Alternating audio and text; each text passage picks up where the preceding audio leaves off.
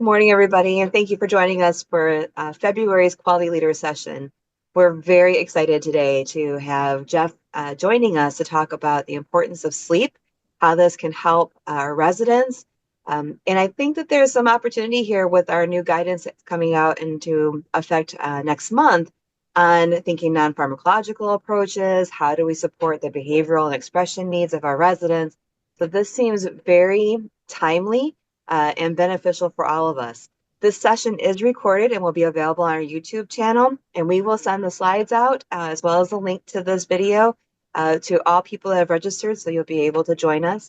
If you have any questions, please let us know. And with that, I'd love to hand it off to Jeff. Thank you for joining us today. Thank you. Really appreciate the opportunity, Alyssa and Peggy. I really appreciate you inviting me to speak with everybody today and share a bit of my sort of unique insights into what we could all be thinking about in terms of prioritizing sleep and also how it relates to a few other things that I'm gonna share with everybody today. So I think what I'll do is I'll share my screen and just dive in to the presentation. Um, and there'll be opportunities to participate a little bit, as well as we'll leave, a few different periods where people can ask questions and jump in. If there's anything that I say that needs clarification in the moment, please, don't hesitate to shout. We're kind of a nice intimate group here, so I think it makes sense for anyone to just say, "Hey, could you kind of explain that a little bit more?" Happy to do that. All right, so let me view the same thing you're viewing now. Okay. Um, so before I get into the meat, I want to kind of explain a little bit how I came into this work and how I came into talking about sleep and particularly in dementia care. So I'm the co-founder and CEO of Composure. We're a fairly new company in the space, but I've spent the last and actually before I started Composure, I actually had a long career as a composer and musician. So I'm a creative, and worked in the TV film industry for a couple decades. Was a performing musician before that.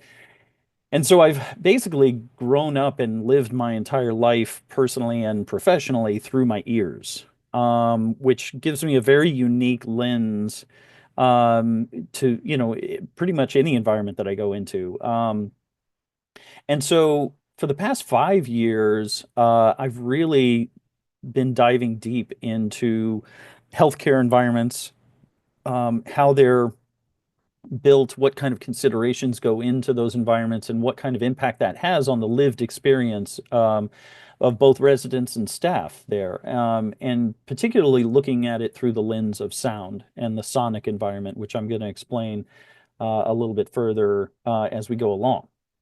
So today, the predominantly what we're going to cover are kind of some background information to reconnect everybody on the importance and the sort of science behind sleep, especially as it pertains to dementia care. And then understanding the role that sound plays in that, and how it's connected to sleep from a sort of a scientific neurological lens. And then from there, we're going to talk a bit about what the concept of the sonic environment is, and how that really can be this very powerful, invisible design element to the built environment and the lived experience. Um, and we'll back all of that up with sharing some details from our own research, where we uh, took a very strategic look at how you can actually introduce sound into an environment to promote better sleep. So let's just kind of level set a little bit and understand what we are talking about here in terms of the importance of sleep. So sleep is a biological requirement. Just like food and water, it is something that we all require in order to function in our lives and actually to live. So there are documented cases of extreme sleep deprivation leading to mortality. And it's something that based on how we've evolved as humans. We spend roughly a third of our lives doing, but it's the quality of that sleep that dictates so much of our health and how we not only function cognitively, but also just our biological functions, heart health, and so on. This list goes on. It's a deep list. If you ever want to look up like what is the impact of sleep on our physical and emotional and cognitive health, it's a pretty extensive list, but just highlighting a few things here. But sleep definitely changes naturally as we age. So if you look at this graph here, essentially what this is explaining is sleep as a phenomenon, as an activity, essentially goes through 5 different stages, from all the way from being awake to being in deep stage 4 sleep. Coincidentally, stage 4 is something that it's a state of sleep that is so deep that we enter a state of paralysis. We can no longer move our bodies, and we are no longer. I don't know if you've ever had this phenomenon, maybe back when you were a kid, where somebody might wake you up, or something would wake you up in the middle of the night, and you felt like you couldn't move, or you felt like your legs weren't, responding. That's essentially being woken up out of stage 4. So there's a moment of adjustment that has to happen in order to regain that control of our bodies. But it's again something that is deeply needed each night so that our bodies can repair itself. It's a restorative quality of this sort of momentary paralysis. But REM stage is sort of what we all know and talk about extensively. It's where we dream. It's where a lot of short-term memories and experiences are processed and filed away into long-term memory and storage in our brains. It's where we process emotions and so forth. And you'll see in this sort of young adult kind of prototypical sleep pattern that the transitions between stages are fairly smooth. They're fairly long. They are well distributed. So we've got, each stage kind of represented appropriately. But then as we get older, naturally what happens is we have more fragmented sleep. We don't get almost any of the stage 4 deeper rest. And our REM stage is highly fragmented, and typically we're just not getting enough of that restorative quality of sleep. Now, this is a natural phenomenon with age, meaning, hormonal changes that naturally occur, lifestyle changes. There's all kinds of factors here. But it is a significant difference. And what's interesting sort of to note here is there's a recently discovered deep connection between sleep and dementia, which is that stage 3 sleep, so not that state of paralysis, but the one just deeper, before that, it's also known as slow wave sleep, actually is the point of sleep where our brains, our bodies release a cerebral spinal fluid that literally washes the brain of plaque buildup.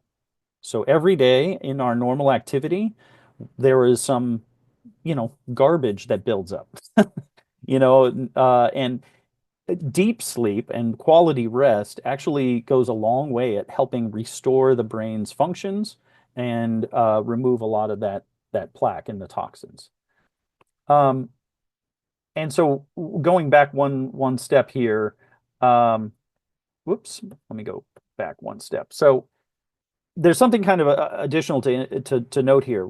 This phenomenon was actually studied in middle-aged 50s-ish adults as a early predictor of later onsets of dementia. So those who didn't get enough restorative sleep had a higher likelihood of developing dementia later. But the same truth kind of applies no matter where you are in life. If you suddenly are not getting enough rest, you will always be at a higher risk of developing dementia because of this, not giving yourself an opportunity to wash the brain through the deep sleep. And so this phenomenon continues even after the development of dementia. And we're seeing that this is a very low sort of conservative number, but over 70%. I've spoken to a few professionals in clinical care that say this is probably likely closer to 90%, are really struggling with getting enough rest on a regular basis. So these chronic sleep issues and sleep deprivation. And so want to take a minute here with this poll, if you don't mind helping participate here. And just think a little bit about, okay, sleep is fairly well recognized issue in clinical care environments in general, but dementia care specifically. And I'd love to just sort of get your input on what kind of impact does poor sleep have on the organizations that you are part of. If you don't mind, just you can use your phone and actually scan that little QR code in the corner there, or go to the website slido.com and then enter your thoughts. And I think we have kind of an intimate crowd here, so we'll see what kind of responses we get. But I'll give you a few minutes here. And while we do that, I'll just check the chat and see if there's any questions. Okay, it looks like we're okay on questions so far.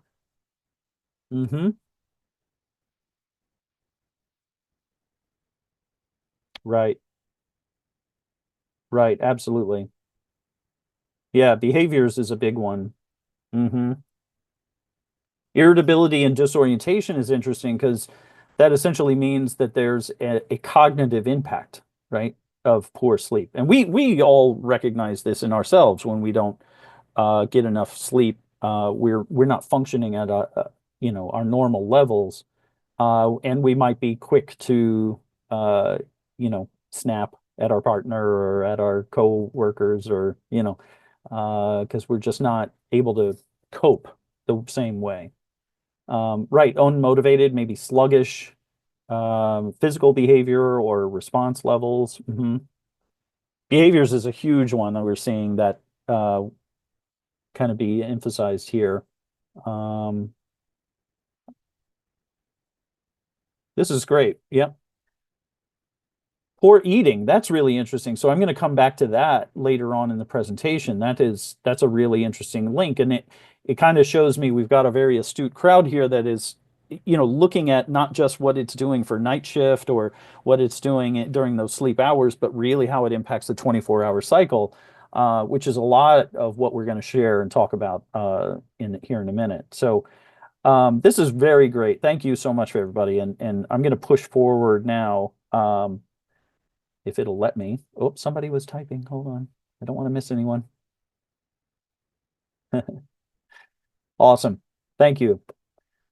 So here's something that's kind of interesting that no one that I know of spends a lot of time thinking about. So there's a natural occurring chemical in our bodies called adenosine, and it's actually present in every living cell in our bodies. And this is something that naturally builds during the day. So from the moment you wake up to the moment you go to sleep, your body is actually producing increasing amounts of adenosine, excuse me, so that by evening time, you our bodies are designed to feel something called sleep pressure, which is that phenomenon where you just can't keep your eyes open anymore. You're starting to tune out the world. It's like you go into shutdown mode, right? And so I kind of represented this through like this little battery icon approach where you wake up, let's say you've gotten a really good night's sleep, you wake up full of energy. Through the day, you naturally use that energy, and as that energy depletes, you're actually building more adenosine, and the adenosine is what kind of accumulates to the point where you're like ready to go to bed. It's time for sleep, and that sleep is really meant to charge you back up. It actually releases the adenosine in your body, so it flushes that out, and you get that rest. And good quality rest will start the cycle over again. And it really depends on what you do during the day and how you stage your activities that will make this phenomenon stay on track. And we're going to talk about that more in a minute. Another little geeky factoid about adenosine is the reason that caffeine is a stimulant and can keep you up is because caffeine blocks the adenosine receptors in the brain. So it's not that you're not having adenosine and the sleep pressure, it's that your brain doesn't feel it and doesn't receive those messages. So caffeine is just essentially cutting off that reception. So it's a really interesting phenomenon where your body is clearly trying to tell you to go to sleep, trying to tell you, but the caffeine is preventing that from happening.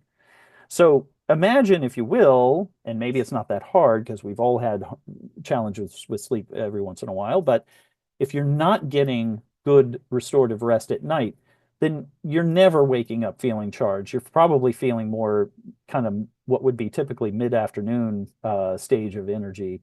And then from here, you're never actually making the cycle complete. You're never fully recharging your battery.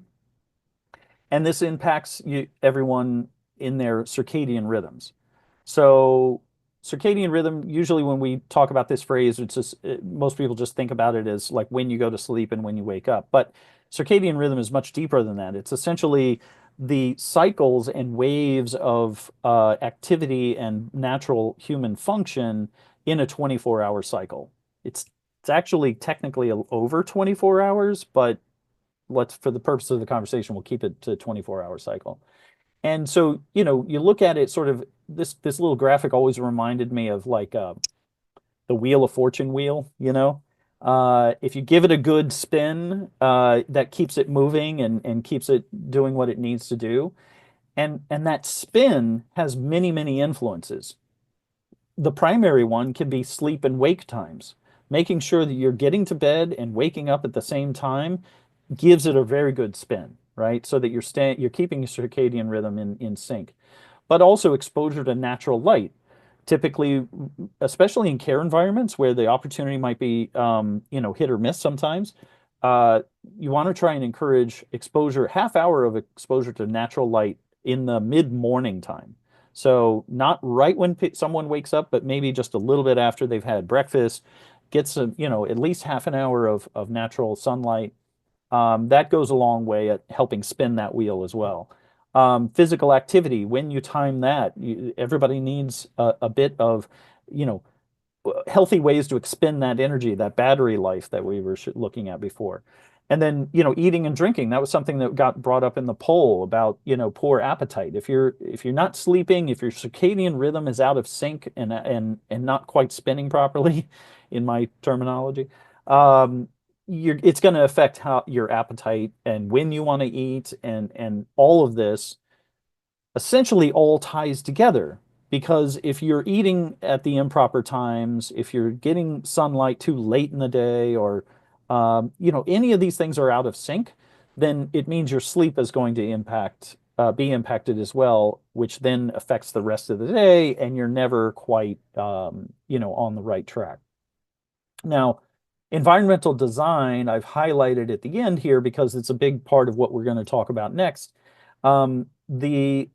The way in which a built environment, in this case, a care environment, is designed can really influence or de-influence, if that's a word, circadian rhythm and being able to keep this on track. Now, circadian rhythm, as I illustrated, is really important because this is what keeps people feeling active, healthy, able to get a good night's rest, and participating in psychosocial activities and so forth, right?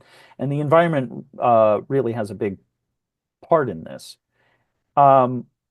Typically, when we talk about the built environment and environmental strategies that impact circadian rhythm, the first thing nowadays that people think about is circadian lighting. That's a wonderful, everybody should take advantage of that opportunity if they can. It's a wonderful way to even just be a gentle cue of the cycle in the day when people are spending dominant periods of time indoors. This can simulate the natural light spectrums through the day. And then biophilic design is another important way to look at this, where, from the standpoint of feeling like these spaces have more to offer than just the functional doors and floors and ceilings and walls.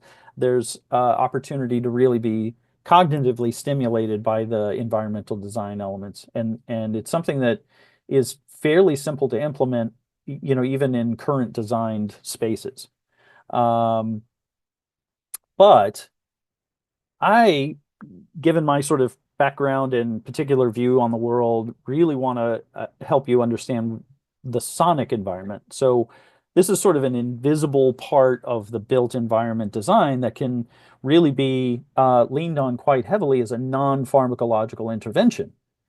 And we'll talk a little bit more about how we draw those lines together. But the built environment in general should be looked at as a non-pharma intervention. It's sort of the ultimate non-pharma intervention in these care environments. But first, a little definition, right? This is something I like to call the sonic trinity, so that we're all speaking the same language. In the sonic trinity, the essentially what we're going to talk about is sound, which is a sound source. If you remember back in science class in high school, it's vibrations cause sound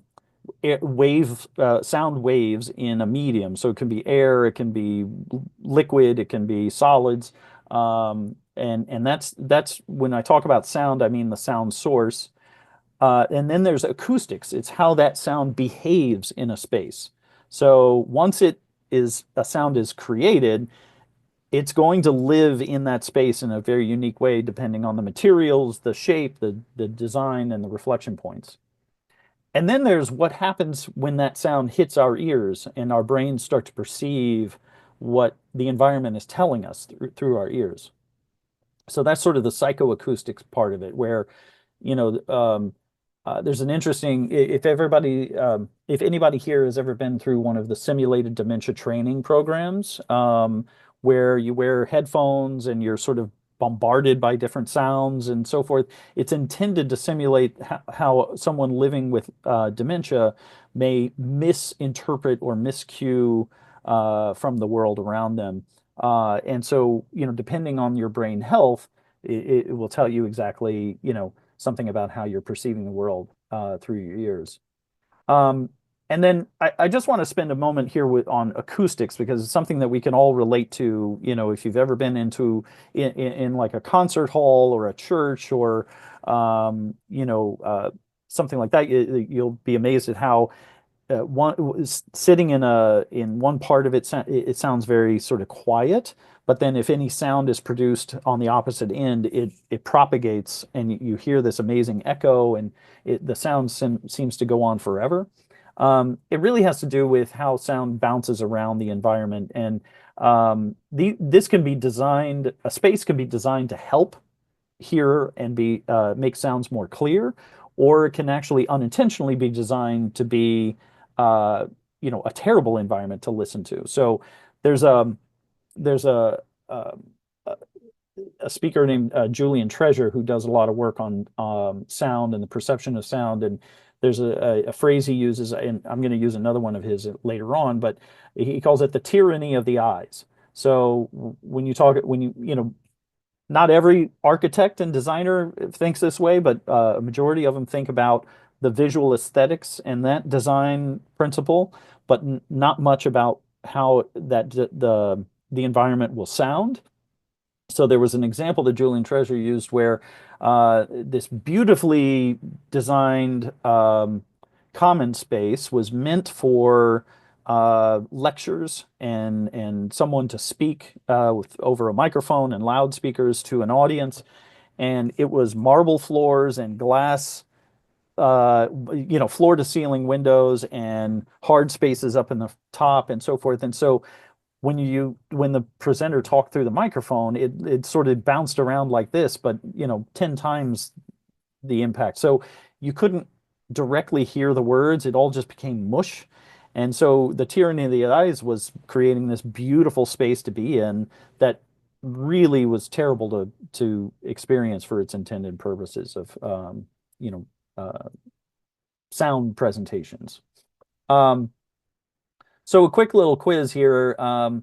Based on that principle about how sound bounces around and how we want to be sensitive to treating those environments acoustically in a sound way. which of these three do you think has the most acoustic um, pureness, or at least that has been considered uh, from an acoustic perspective? Is it this one on the left? No. The reason being that if you look at the dimensions of the space, the width of the floor and ceiling and the height of the walls, it's almost exactly equal in all directions, and it's a straight hallway. It's also highly reflective hard surfaces, the materials being used. There's no acoustic paneling on the ceiling. There's reflective linoleum floors below. So what this would do is essentially make any sound in that environment stand out and actually last a long time. So it's not a quick event, it's a prolonged event. Um, this environment here actually does a pretty decent job with handling and considering acoustics. It's too has a hard floor, but I would venture to guess that this main part of the hallway is actually a sound absorbing material that has a wood-like aesthetic. But also, there's a lot of variation in the dimensions of the ceiling. So anytime you have this recessed ceiling effect, it actually helps take some of the immediate reflections that come back to you, which would happen in this hallway here, and actually it bounces out in different directions, so it actually minimizes that echo effect and the reverb effect. So that communication and different sounds will be a little bit shorter, more clearly heard. Um, and then you have this environment over here, which even though the floor to ceiling and the ceiling floor width may be similar, it's been treated with highly absorbent material on the floor, this carpeting, and acoustic ceiling tiles on the top, so that the anything that any sound that's emitted here is going to bounce just a little bit wall to wall, but be highly absorbed ceiling to floor. So just a quick example of kind of what the difference is,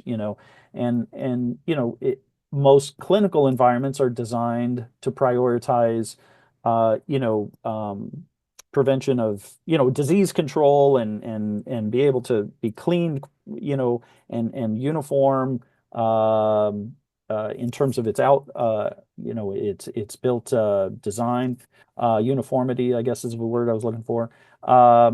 But it's really important to consider, fairly simple steps and things that can be implemented to make that sonic environment more friendly. Um, so the reason this matters, particularly in dementia care, is because you have people living with dementia are already coming in with sensory sensitivities. Um, that essentially roll up to lowered coping abilities. The one of the impacts of the disease and the progression of the disease is no longer being able to uh, take in the environment in the same way, and not being able to express unmet needs very easily just means there's an increased sensitivity to their environment and things that might affect them. And then what's interesting to note here is that sound is actually one of the more persistent stimuli. And again, here's Julian Treasure giving us a nugget to consider that we have no ear lids, meaning, if we want to shut out the world that we see, we can just close our eyes. And that has a calming effect. If we don't want to touch something, we can back away from it. We don't have to taste something if we don't want to, so on and so forth. We can hold our nose. But our ears, though we can plug our ears with our fingers, is not a natural state to do for long periods of time. So we're always taking in our sonic environment all the time, even with our eyes closed. And it's important to understand that this is because we've evolved as humans to take sound in as a part of our survival.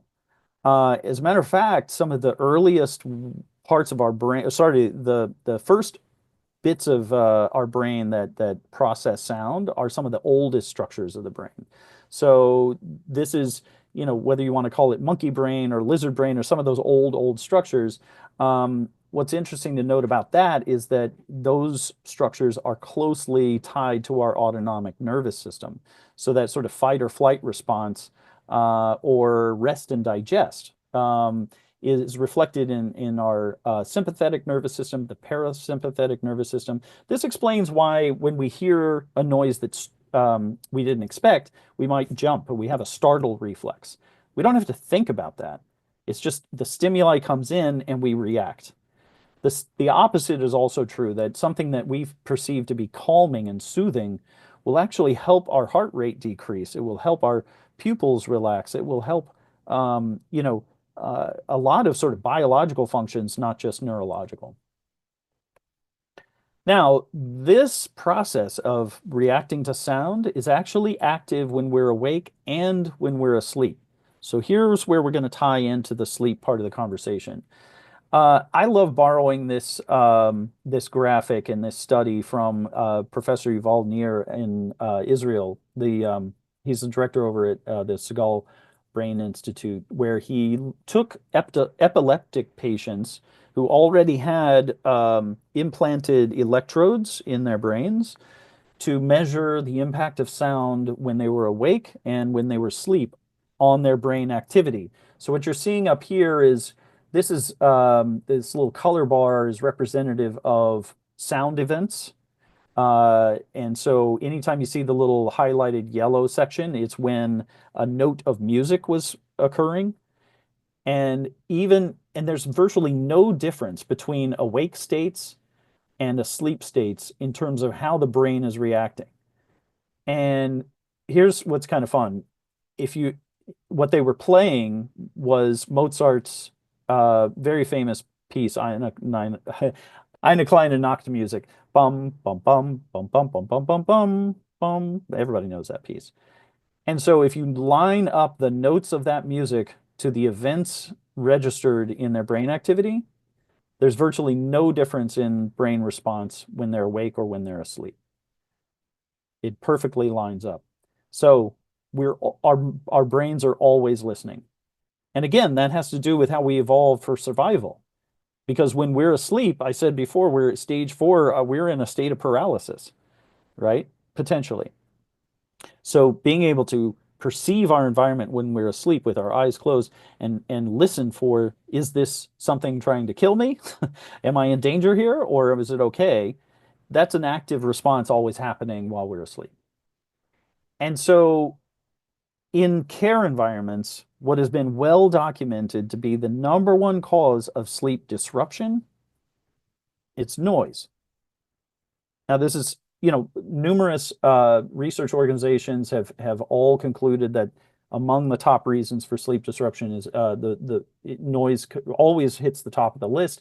And what do I mean by noise? We've been talking about sound, like what do I mean by noise? Let me play you a sample. Let me know if you're not able to hear this, but I'll play a little sample of what I mean. Hang on.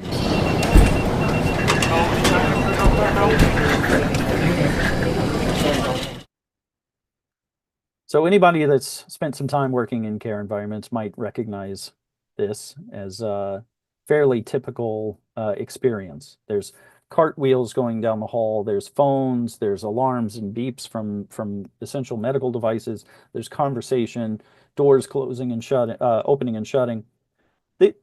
This is not necessarily representative of what this environment sounds like at night, but it is during the day. It is while people are trying to participate in active living and meaningful engagement. Typically at night, the phenomenon would be periods of relative quiet, interrupted by spikes of noise and activity. And it's those spikes of activity that would go back to, this graph, right? The brain is responding every time it hears something in space. It will be disturbed and often aroused out of sleep. So given that, let's do another quick poll. What are some of the more common noises that might be heard in a dementia care environment?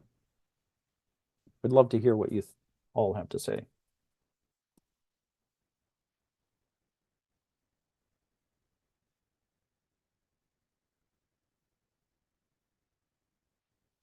Yeah.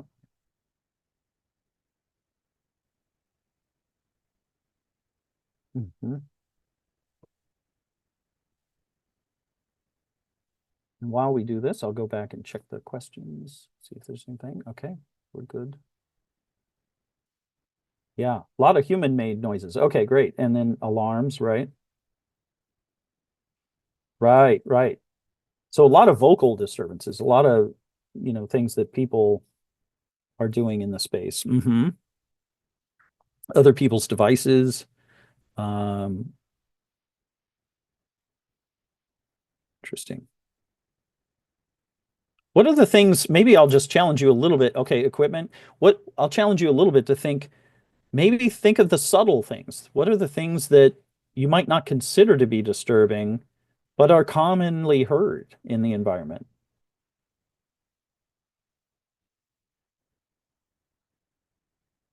Hmm. From outside, hopefully. Birds. Oh, interesting. The gurgling of the tank. Right. Here we go. Yeah.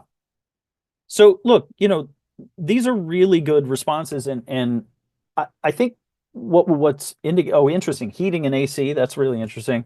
Um, this is the nature of care environments. These are essentially what I kind of refer to as dual purpose environments. This is where some people there are trying to live their lives, and other people are trying to work and perform their functions and really, be caregivers. And it's really important to know that just like light, it's really, really difficult to try and control or mitigate these sound sources. You know, People who are working and living in a shared environment are going to have, times when there's conversations going on, phones are ringing, people want to watch their TV. I mean, these are unavoidable. So what do you do in the face of, you know, common sound disruptions or noise, excuse me, disruptive noises? Thank you for the participation there. Appreciate that. Well, we wanted to look at this and through a research lens and really kind of test out, like, okay, given the challenges that people living with dementia have around sleep naturally, given the environmental factors that are pretty much unavoidable, being a dual purpose kind of a built-in care environment, how do you actually address sleep in a way that can really bring about some real impact and real change and improvements? Um, and being that like I said at the top of the call, I kind of lived through my ears, we wanted to look at how can we strategically apply a sonic treatment to an environment to improve resident sleep and related outcomes. And going into it, our assumptions were really like maybe we'll see changes in mood and behavior and some of those things that came up in the poll earlier about functional ability and eating and behaviors being a big one there, right? And quality of life. So we went about conducting a research study with the Center for Health Design. This was led by Adi Abashushe as our lead researcher. And this was conducted in a dedicated memory care building where we applied, like I said, a curated sonic treatment approach to the sleep environment to measure impact on sleep quality. And I won't spend a ton of time here talking about the ins and outs, but essentially we very carefully considered all the different parameters that would go into conducting this kind of research. Because honestly, when we looked at a literature review, there really wasn't a whole lot that we could borrow from and replicate in this study. So we took validated tools from CMS and other places to try and apply to this sort of special protocol of a sonic treatment. And we considered things like demographics of the individual. So we had very stringent sort of exclusion, inclusion criteria. We looked at the technical ability to really be able to deliver personalized sonic treatments. This was not a standardized thing. There was some personalization involved. and what are the creative considerations and how do we operationalize this and really get a lot of staff buy-in so that we're able to conduct this responsibly and thoroughly and not get a lot of junk data at the end. So we had a 7-day sort of ramp up period where we were taking a lot of that environmental measurements and so forth in consideration. We took a 14-day baseline data gathering period, so marking from staff reports, what they observed from behaviors in the daytime and so forth, and as well as sleep patterns at night. And then we had a 30-day active treatment phase, and then actually a fairly extended post-treatment phase where we were collecting additional data about staff and so forth. So let me jump to the punchline, which is we were really pleasantly surprised with the kinds of outcomes that we saw. And we reached two statistically significant outcomes. Number one being a reduction in daytime drowsiness. And by statistically significant, I mean our treatment was the only thing, well, it was 99% attributable to this outcome, right? As well as cooperation with care. So this was kind of interesting. I don't have the detailed graphic up here, but before I talk about cooperation with care, I'll just say, the drowsiness quotient was really interesting to look at between the treatment group and the comparison group. The green bars show how many improve their daytime drowsiness in our treatment group as opposed to over in the comparison group. And then, likewise, who might have worsened in terms of their daytime drowsiness. And then cooperation with care was kind of similar, but the funny thing about that statistic was, or the result was, we actually saw more combativeness in a way from residents, not less. But the reason we call it cooperation with care is because what happened was the folks that were getting better sleep were suddenly more functionally capable and more cognitively capable. So they were having difficulties understanding, why is this caregiver doing this for me when I can do it for myself? And they were fully able to and demonstrated that. And then we saw, like was brought up in the poll, we saw better eating performance, so better appetite. A lot of the ADLs improved, and like, toileting and bathing and so forth. So we saw there was like over 30 different outcomes that all improved in different levels. We also saw a reduction in falls. Now, that didn't reach a level of statistical significance because this was a very high performing environment to begin with. So there were not that many falls to measure throughout. But even with that low incident count, we saw a reduction. So what we've seen since then, as we've deployed this commercialized system into other environments, we've seen a much higher impact on fall incidents. So being able to draw those down and reduce falls. And then secondarily, we looked at staff results. Now, what I didn't mention before is this research was actually done at the tail end of COVID lockdown period. So this is when a period of time when staff was overworked, really exhausted, unsure of, when to go home and how they're going to get their rest and come back. But even within those circumstances, we saw low burnout inventory, no injuries happening on the staff side. We even saw low conflict levels, staff to staff and staff to resident. And essentially what it spells is if you can take a non-pharmacological approach to improving resident sleep in dementia care, you're actually improving the work conditions and work environment and job satisfaction for your staff. So when you look sort of strategically in a broad kind of way, the things that you can apply, strategies you can apply to improve sleep can start anywhere on that wheel of fortune wheel, the circadian rhythm wheel, right? But activity is one, dietary considerations is another. When they eat, when they drink, when and what quality of food and so on.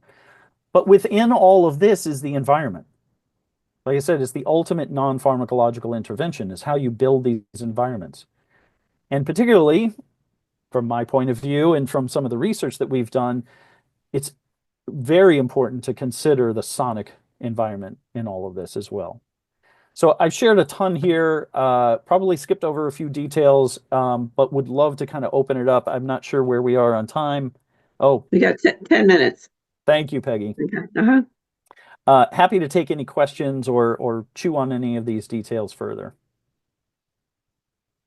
Anyone have something they want to ask? Yep, I'm just ready to head out. I just wanted to say hi, keep up the good work, and I can't wait to collaborate with you as we move forward. Jeff, so good to see you. Thank you so much for popping in. I really appreciate it, and I'll talk to you soon. Yep, absolutely. Thank you. Jeff, how do they go about with setting up the sonic environment that you're? Yeah, good question. I think one of the first steps that any care environment and staff can take is to kind of do an audit. You know, the first thing is to really stop taking our ears for granted, which most of us do in our daily lives, and maybe appoint a champion in your organization to spend, you know, a couple periods through the day of just sitting in a common space or sitting in any area of your care environment with their eyes closed and start documenting what do they hear and how severe are those sounds. You know, is it light? Is it persistent? Is it really distracting? Is it short and quick, or is it prolonged? You know, those kinds of things are pretty easy to execute because the first thing to do is understand what you're dealing with, right? And so doing a simple audit like that will really open up a lot of meaningful conversation about, you know, we could probably be doing some of our staff duties and protocols differently, right? Does the hallway have to be vacuumed at 4 a.m.? Probably not, right? Does the ice machine need to be refilled at this particular time of day? No. You know, is music in the dining area actually helping improve appetite or eating performance or even just the general mood and behaviors within lunchtime, right? Those kinds of things are really powerful. From there, from understanding what your environment is like, you can then start making, you know, like I said, some decisions about staff timing of activities and that kind of thing, but also where do we have an opportunity to maybe treat this space acoustically to mitigate the distracting elements of some of these sounds. Now, you know, acoustic ceiling tiles is not a huge effort. That could be done if you don't have those already. Even little they call them sound clouds. There's these little fiberglass, fabric covered fiberglass wall panels or ceiling panels that can be put up, and even just a few of those strategically placed can actually draw down the intensity of sounds in common areas and so forth. So you want to look at materials, you want to look at some of those design elements that can be retrofitted. And then from there, it's what kind of choices do we want to make in using more of a strategic approach to help create a more calming environment? You know, how do we deploy, you know, a meaningful sound experience like we have in the environment where we did our study? We predominantly were looking at the sleep quotient and the bedroom experience, but we also after that have been experimenting with nature sounds in the common spaces. So I designed an experience to deploy there at that one location where certain types of bird sounds were played at strategic times of day as like a biophilic design principle to say morning bird song triggers thoughts, you know, orients to the morning time, and then cricket sounds orient to evening or sundown time, right? And just helping kind of give gentle cues like that goes a long way. And then we worked with water sounds that turned out to not really be as successful, where we were trying to add a babbling brook sound to encourage hydration. We were trying to also see if it would actually help with, you know, elimination and using the bathroom and that kind of thing. But I think mostly in a dementia care environment, it was perceived as somebody had a leaky pipe. So that was unsuccessful. Yeah. Hey, Jeff, what are your thoughts on those white noise machines? So, those were originally designed for medical clinical spaces and also psychiatry offices and so forth. What they're really designed to do is to help drown out conversation, the sort of spoken word, kind of sound phenomenons. Now, in our poll, we saw there's that, but there's a lot of other things, right, going on. Just in full disclosure, what Composure does and what we've developed is a scalable, remotely managed system that uses a different frequency called pink noise, which has been known to, by our research and other published research, to induce deeper states of rest during sleep. But it also has that sound masking quality. So being able to take out the distracting elements of the environment and really kind of what I almost refer to it as like the brain's the audio processing buoy. So if you have these relative quiet periods and then spikes of activity, introducing pink noise actually normalizes the two into one sort of shared, one common stable experience, if that makes sense. So Yeah, I think white noise is very applicable, but it's also known to be a little fatiguing to the ear to hear for long periods of time. yeah, it was just, I mean, I thought about that HVAC issue, which was really interesting because my father had issues with, hearing it was like that hum Yeah. that he couldn't get past, and like he couldn't sleep because he heard that constant hum. And I was wondering about like how would a white noise machine overcome that hum at a much more economic than just replacing the HVAC system, Yeah, I mean, the beautiful thing is that sound frequencies can come in different colors. So there's white, there's pink, there's green, there's blue, brown, so on and so forth. It all has to do with the frequency. I can't get into all the science behind it, but Right. essentially there's also what I want to point out about pink noise is that we also saw that it fit average older adults' hearing profiles very well. So it sat right in that frequency range that people with hearing issues can still hear. Fascinating. We have a 2-minute warning. Oh, thank you, Peggy. Uh, Any other questions?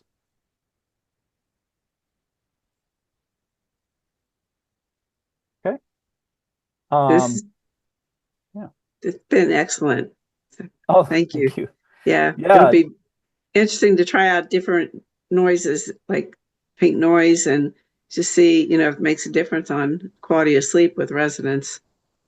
Yeah, absolutely. And please, everybody on the call and anyone who might watch this after, I'll share with you this last slide that has my contact information here. Consider me a resource. If I can be helpful in answering any questions or providing any guidance, I can do that. And, happy to share more about the work that Composure is doing. Thank you so Thank much, you. Jeff. Thank This you. has been Thank so enlightening. I've been taking notes of different opportunities for us, and we look forward to sharing information and working with you in the future. I so appreciate it, and thank you everybody for joining and for listening and for the great contributions in our poll. I really appreciate all that insight. Thank you so much. Have a great day. Thank you. You too.